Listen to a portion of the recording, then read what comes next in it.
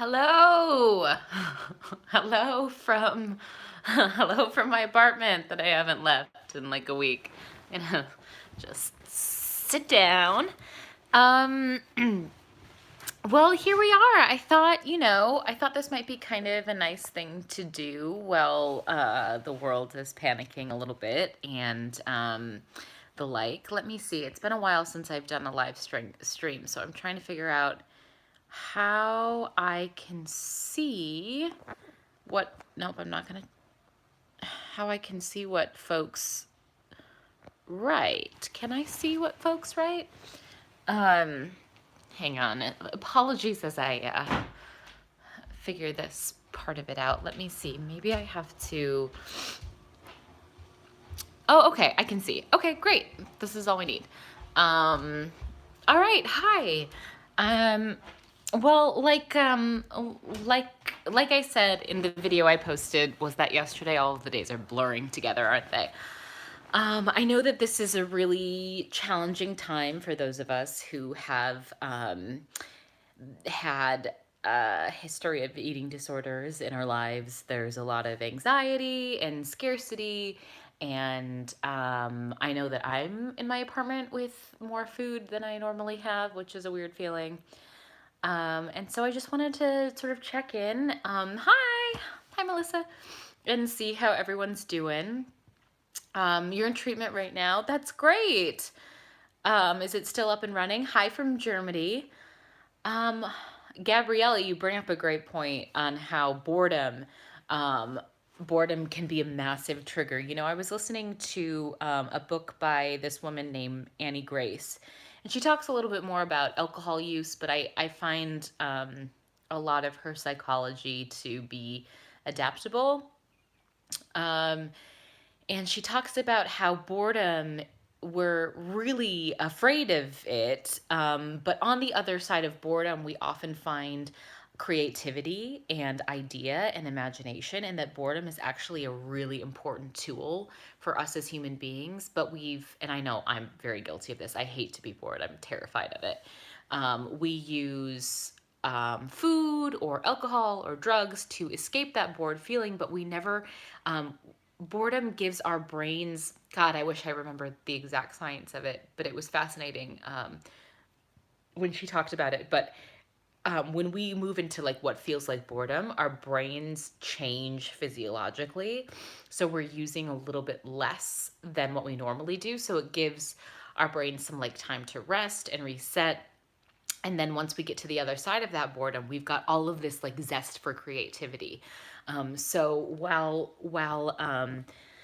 we're stuck inside and our lives are on hold a little bit, I think it's a really cool experiment to see if you can endure the boredom, to see what exciting things might be on the other side of it for you. Maybe you'll be inspired to write a song, or to call your grandma or grandpa, or to write the great American novel, or maybe you'll just like take a nap or do a face mask, or, you know, learn how to make your own cleaning products at home, whatever that might be.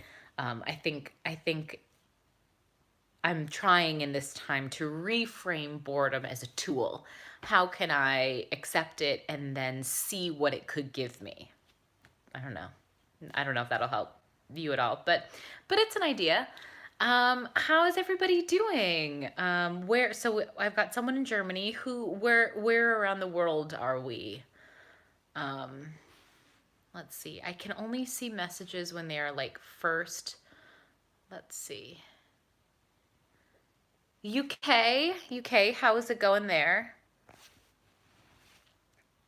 Pennsylvania, Massachusetts, Germany, Brazil, Netherlands. Wow, we're so international. It's very exciting. Um, cool. I mean, this is going to be, oh, everyone is still going out. Yeah, I know.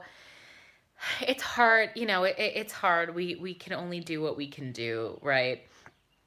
I'm in Los Angeles, and the whole state is like shut down, which is great. I'm really happy that our government officials have made that a thing. But I know that's not the case everywhere. And, all we can do is what we can do, right? Is to stay home and flatten the curve and, try to be as responsible as possible. And, um, hopefully all of us working together will be enough to offset this thing. Hi, Kate. I've heard really great things about Colorado's governor from multiple people, and that Colorado's leadership is doing a really good job right now. So, congratulations, Colorado! Yay!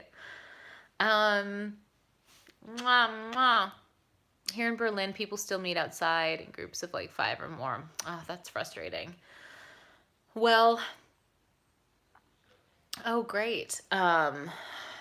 Well, again, yeah, all we can do is take care of ourselves and then write our officials and try to get them on the right side of history.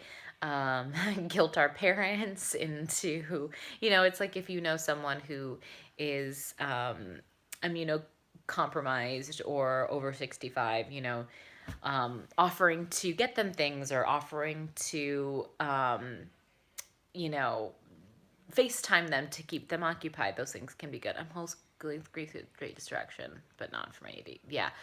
Wow, folks with kids right now that are home. I feel so strongly for you all. I know it's incredibly difficult. Um, have closed voluntarily. Our state and nationwide. Oh, that's great. That's great, Massachusetts. Um, yeah, those parents who are now expected to work their jobs and homeschool their children. It's a nearly impossible task, and um, go easy on yourselves. And you're doing better than you think you're doing. And this is it's like I know a lot of young kids being out of school. It can feel like, oh, I want them to get all the education that they can. I want to, just jam it all in there and make sure they're really getting everything they need. But I think I was reading something about how it's a time for a different type of learning right now, a learning of mindfulness and dealing with boredom, and a learning of like what arts and crafts can we create at the house, or cooking, or things like that, things that aren't maybe done in traditional settings. Let's see, our school closed. Oh, was that our tech week? Um, was that, I think someone just wrote about their school play being closed. Um, I feel for you as well. I was in a show that had to close early. It's such a bummer feeling to put in so much work and creative energy into something and then have it be cut short and not be able to share it with the community. So I feel for you, folks. Gabriella, well, at least right now, you can hang out with us here on the internet and at least take 20 minutes or so before those urges come back. Does anyone have some tools that are working for you to combat boredom right now? Um, for me, in addition to um, trying to exercise curiosity with boredom, being curious about boredom, like, what is this? I wonder what this feels like. Just sort of trying to sit with it and be curious about it and get to the other side of it. Um, Other things to combat boredom, I really like coloring. I have some paint by numbers TikTok, which I don't really understand, but I hear from a lot of folks that it's really fun and funny. Um, what other things? Drawing, watching YouTube videos, visiting past happy memories. That's so great. I love that. Um, there are all of these universities. Organize your room or your house. Um, there are all of these universities that are offering free classes. So you could take a class online from Yale or from Harvard and just, learn something new. Oh, logic exercises. So I tried this game out with our downstairs neighbors that we can play online. Um, it's called Jackbox TV, and you can play it on your Apple TV and then on your phones, and it's really, really fun. So, Jackbox TV, I highly recommend. Um, yeah, Gabrielle, it's really hard. It's really hard to be around those trigger foods. It's really, really hard. Um, three assessments in a university. Wow, wow, Katie, that's very impressive. It is really, really hard to be around those trigger foods. And, I would urge you to, if you have a therapist that you can keep FaceTiming with, or if you have a meal plan that is around that you can kind of lean on in times of stress, I would utilize those support services. But I would also allow yourself a little bit of extra flexibility and compassion during this time. If you feel like you want some of those trigger foods, maybe have them and see what it's like. Um, a lot of times when we just allow ourselves to have the thing that we hold up on this high pedestal and that we don't allow for ourselves, a lot of times when we allow ourselves to have that, after a couple of days of allowing the sort of shine goes away.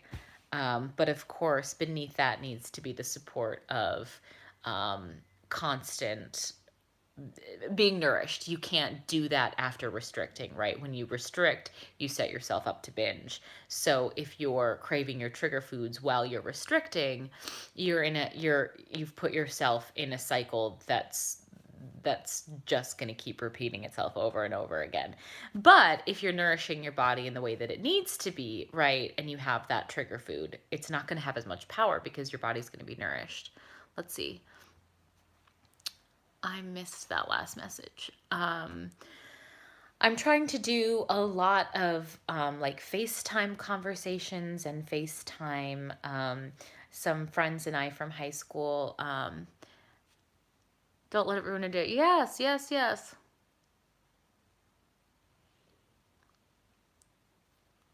I understand. I understand the frustration and feeling like you were on a streak and something came up, but it's your body forever, right? Like we don't ever start over, right? This is just it's a constant, we're a constant state of being, and your body is self-regulating and taking care of itself.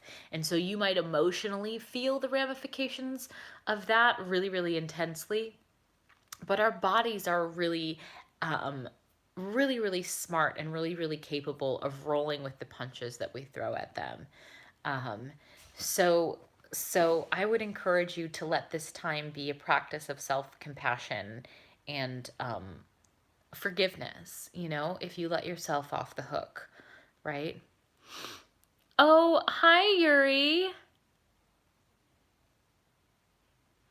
Yuri's watching. So Yuri and I and a lot of the other binge crew and our friends, we watched Hook last night via Netflix Play, and that was a delight, and really fun to see everyone and chat. So things like that I'm finding to be really, really helpful in staying sane. Yuri, do you have any quick tips for folks with kids? I know Femke has been, um, I hope it's okay that I said her name.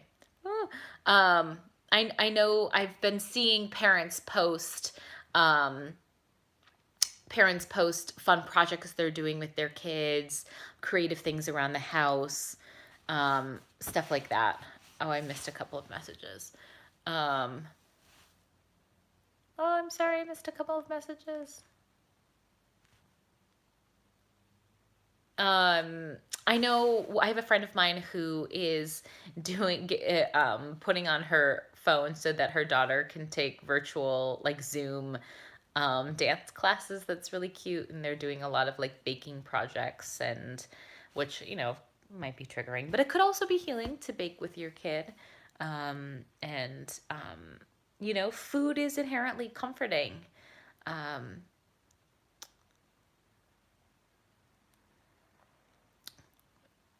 And Gabriella, I wonder, let's see.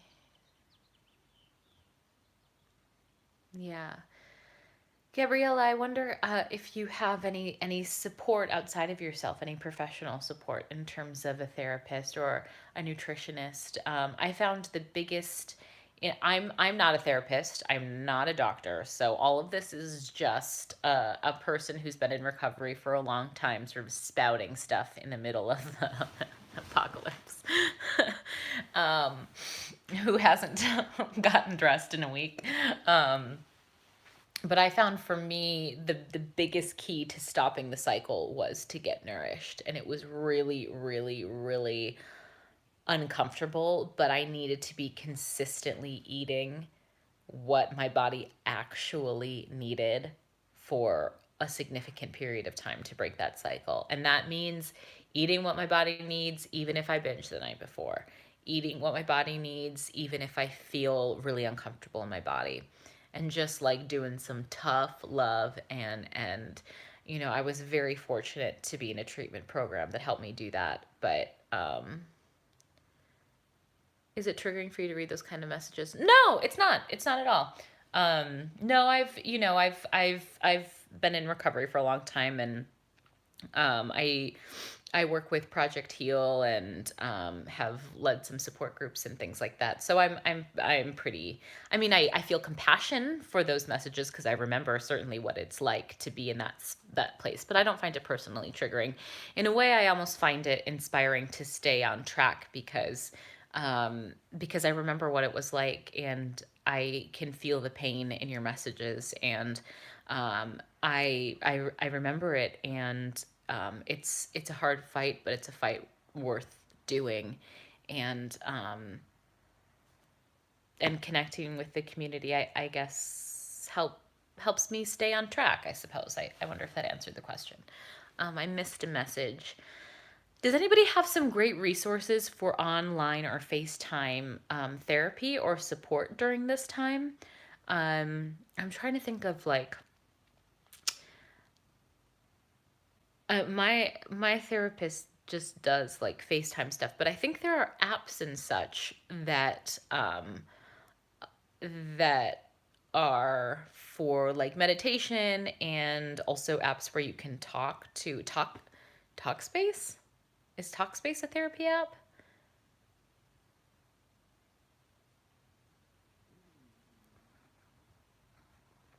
Um, I am finding that Sudoku is really nice and really soothing. I just got some new coloring books. Renfrew has a virtual group. Oh, that's cool. Oh, Headspace, is that the one? Let's see here.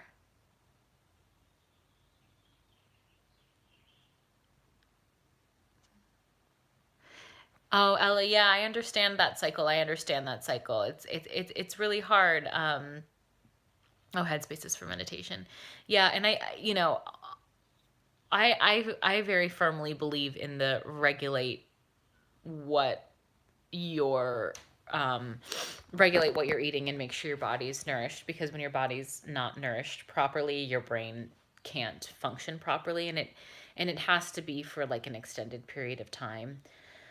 So just really trying to find, and I think this goes for everyone, and I'm trying to find this for myself, and my partner and I are trying to find this as we're quarantined together. Like, what are some like pillars of the day that we can put in place, right? Things like, even yesterday I was like, did I brush my teeth today? And I always brush my teeth, but everything is so weird now, and the days are blurring together, that like little things like that I'm starting to kind of forget. And I think it's really important that we set up these pillars of our day. And if you can include some of these self care practices, like, I know I at least need to eat at this time, this time, this time, this time, and this time, 5 times, right? I know that I need to meditate, beginning at the end of day. Virtual therapy. Yeah, I think virtual therapy can good. Setting timers for meals, having a family member or support person check in at the same time every day. Oh, that's great. That's great. Yes, timers for meals, there is no shame in asking someone to help hold you accountable, someone that you trust and you feel like can hold this for you. It can be an awesome tool. And you know what? Being that person for another person, like being that support check person, that's a gift. You're giving that person a gift. It feels good when we can help the people that we love. So by asking someone to help support you, you're giving them a gift because you're sharing with them how they can support you, and that feels good, and it fosters intimacy between friends and family members, and that will combat our social distancing and fears of isolation. So I think that's fabulous. Yes, keeping up with other daily activities like hygiene, which I clearly need to keep up with. But no, I agree. I need to start getting dressed during the day. Keep a food journal, being honest with yourself. That's great. That's great. Um, yeah, yeah. I think that can be great. Food journals, once I like got going with my meal plan. Wait, my lady time is back for the first time in 6 months. That's great. Yeah, I know what you mean though. I'm menstruating at present, and it's not fun to be doing it during quarantine. But it's a really good sign that you're treating your body with the respect that it needs, and that it's getting what it needs to function and take care of you. But yeah, I know it's definitely not fun. That's for sure. Just know you're in good company. Gonna be doing some heating packs a little bit later myself. Uh, Not super fun, but a sign that you are strong, and that you are being kind to your body, which is really, really, really important. Um, what other things are on folks' minds? I missed a couple of messages.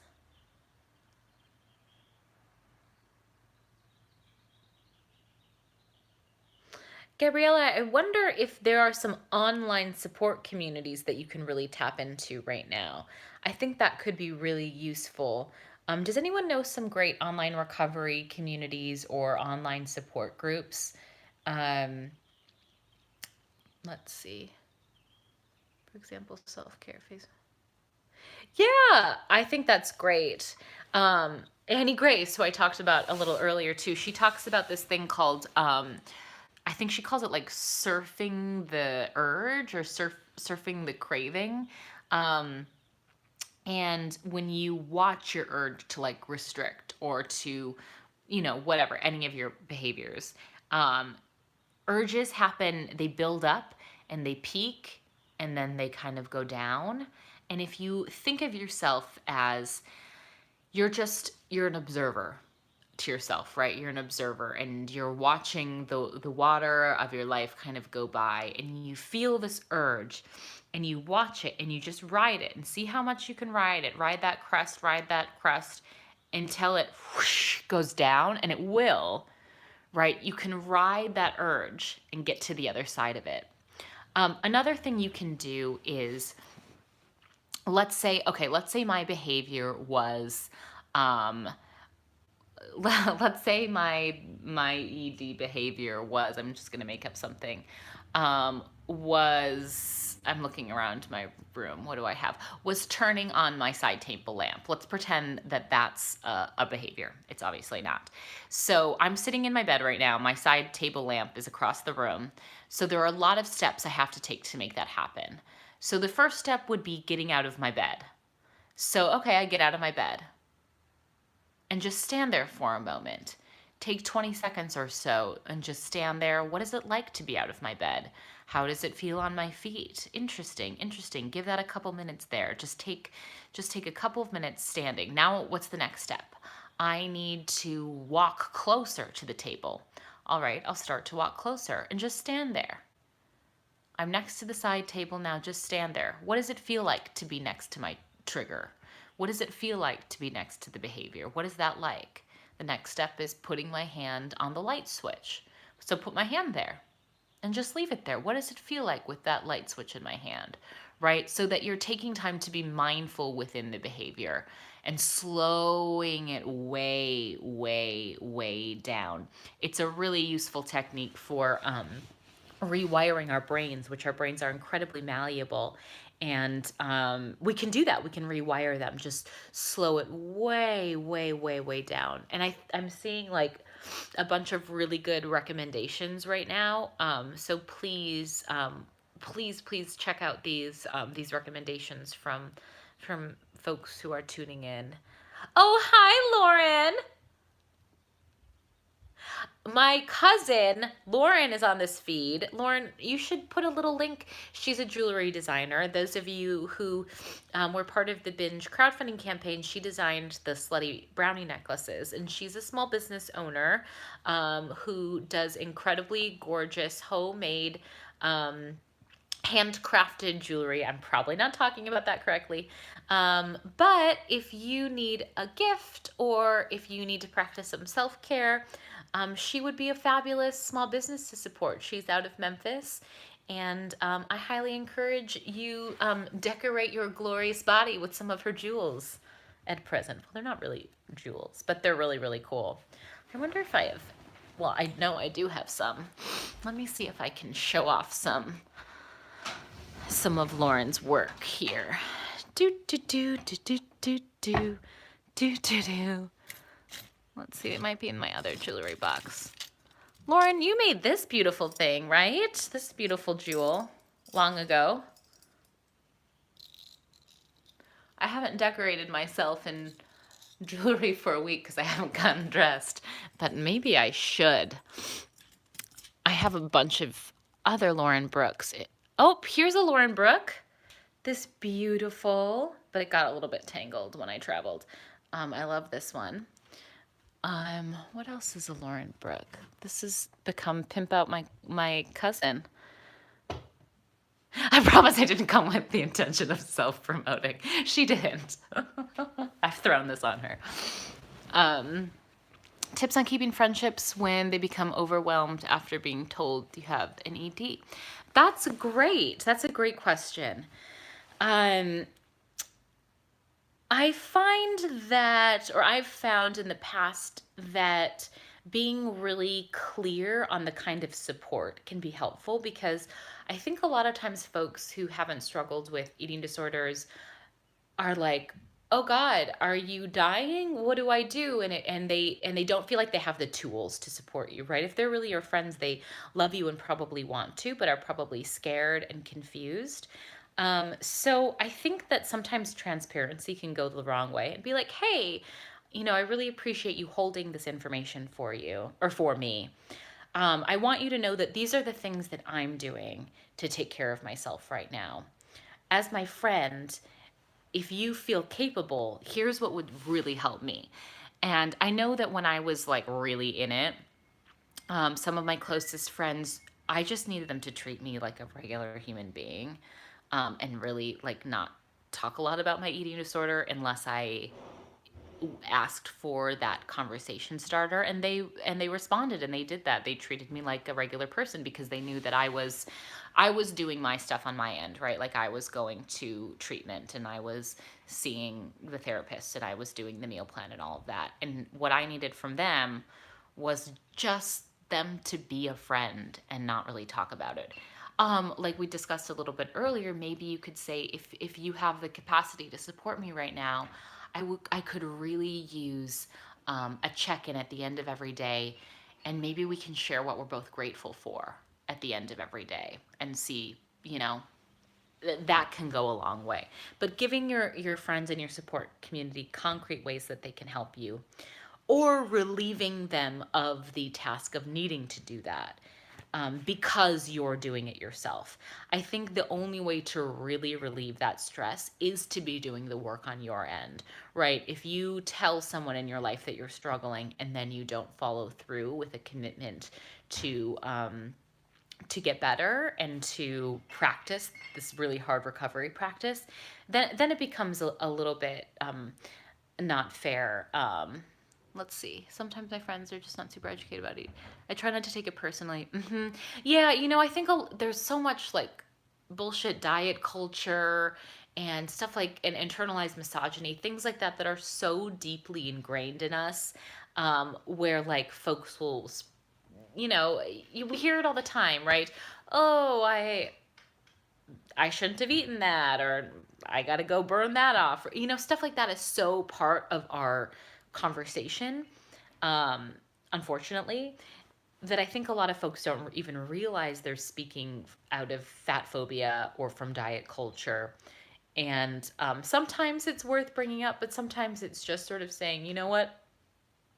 I'm just going to let that one roll off my shoulders because that person's not intending to do something hurtful with their language. They're just part of the culture we're in. We're all in a flawed culture, and it takes time and reprogramming to get all of that crap out of our system.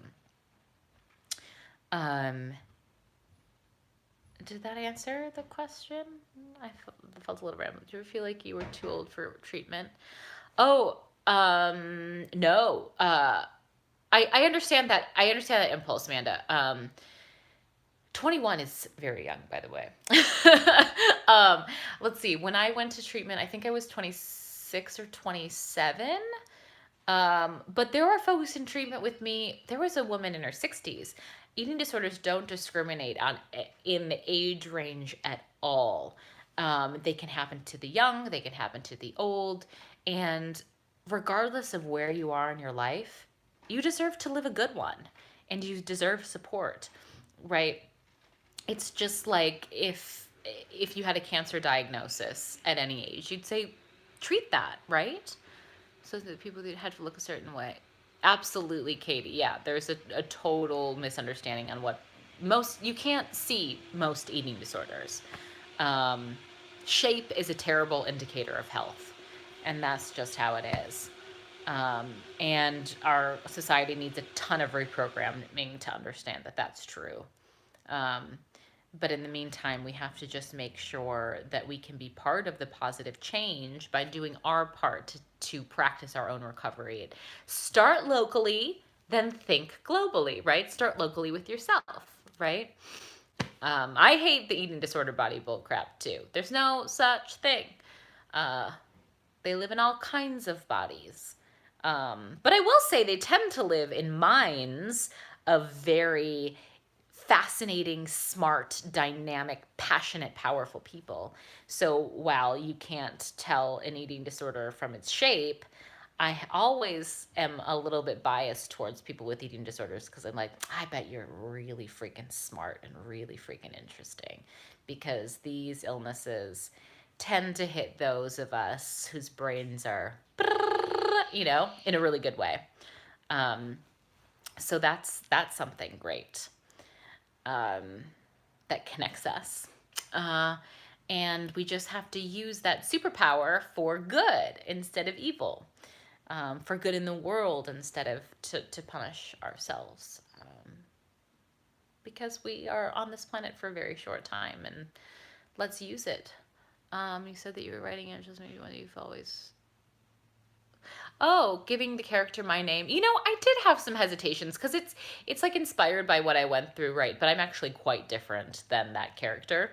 That character is pretty ballsy and pretty like, whoa. I'm not quite that whoa.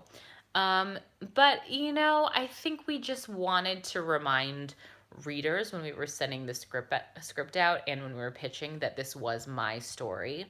Um, because we've gotten a lot of, not by the folks we pitched with, the amazing women that have championed us. They never wanted to replace me. They felt I was essential to, as an actor, to telling the story. But when we were first sending the script around years ago, we got some pushback, against perhaps me being in the role because I'm not famous enough or whatever, which. So that's part of the reason Yuri and I decided to just keep her name to Angela, to be like, hey, this is personal. I feel like I missed some other questions. Did I? I might have. These they haven't.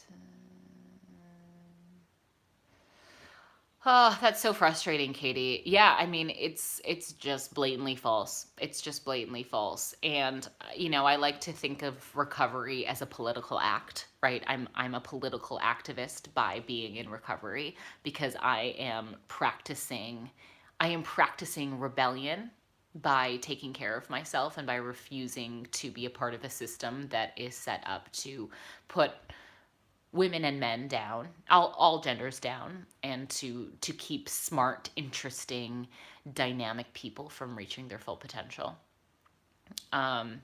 So if we can all politicize ourselves to take care of ourselves, because that is truly an incredible act. I'm so glad so many of you joined me today. I'm gonna put this this is gonna live on HLG's YouTube page, and I'm gonna do it every Sunday morning at 10 a.m. PST, and then they'll be posted on HLG's YouTube. Because I think we can all use a little community and a little bit of support right now. And bear with me, I'm clearly no cinematographer. I do a lot of the stuff, but I don't cinematog. I don't cinematog. I love you all. I gotta go teach an online piano lesson. And then I'll take a shower. I promise you guys. I'm gonna do it today. I'm gonna take a shower today. Let's all for each other. Let's try to do 5% better for ourselves today, to practice our recovery just 5% more today, whatever that means to you. Just set an intention, 5% more self-love, 5% more compassion, 5% more forgiveness, 5% more creativity, 5% more being curious about boredom. Just 5% more. I promise to do it. I hope you promise to do it too. We're all in this together. You're doing the right thing by staying home, and we can continue to be powerful forces for change in this world. I love you all. Mwah, mwah, mwah, mwah, mwah, mwah, mwah. Now watch me do a bad job trying to figure out how to turn this video off.